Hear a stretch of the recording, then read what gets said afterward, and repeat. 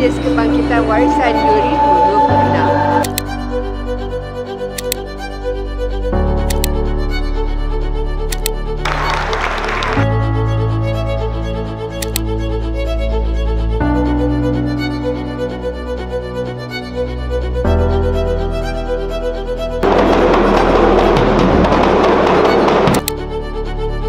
Rahim saya kasih sedikit saja merasmikan Majlis Warisan.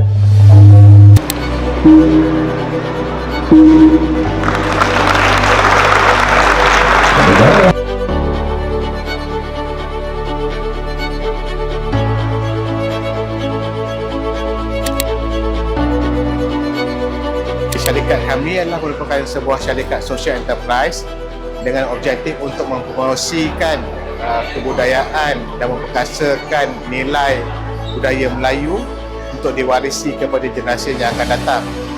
Jadi kami bersama-sama rakan niaga mempromotkan, mengadakan program-program untuk melestarikan budaya Melayu. Antara program-program yang kami anjurkan ialah bengkel-bengkel tarian, silat, kompang, seni muzik dan juga mempromosikan fashion yang berteraskan budaya Melayu.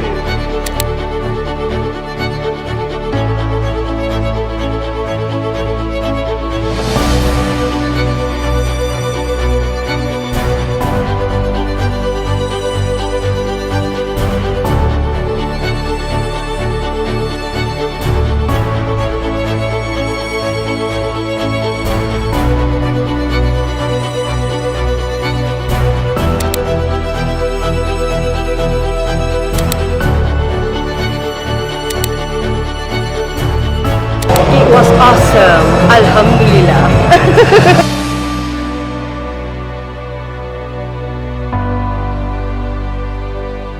Hai, Assalamualaikum. Saya Dr. Muhammad Amin Osman daripada Akademi Seni Putra Selangor PASEP. So sekarang ni saya berada di Sansuria Setia Alam yang mana kita ada program hari ini, program Pusaka Nusantara yang mengumpulkan semua pemain-pemain kompang. Okey, so program sebenarnya adalah bagus bagi kalangan belia ataupun kepada semua yang mewarisi permainan kompang kita satu Malaysia, dan kita nak mengangkat kembali martabat-martabat permainan kompang ini yang mungkin ada yang tahu dan ada yang tak tahu. Okey, jadi sekarang ni di sinilah kami dikumpulkan pada hari ini. Kita pasal banyak 5 pasukan yang mana bukan berentap, dan kita mempersembahkan kebolehan pasukan masing-masing dan kita tonjolkan seni kita kepada orang ramai.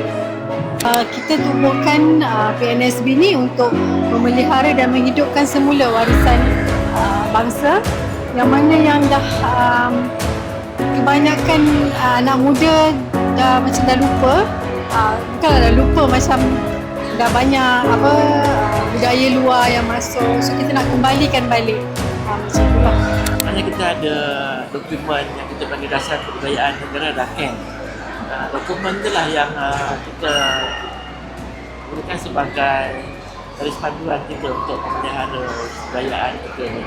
Dan kita memastikan seberusaha untuk mengetengahkan budaya-budaya kita ni supaya generasi muda ataupun pelajar-pelajar dia dapat belajar kebudayaan kita.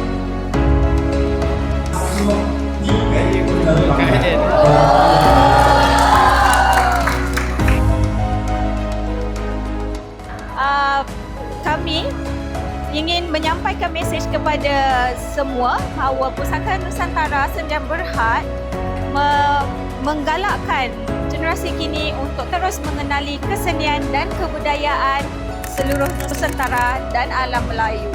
Terima kasih.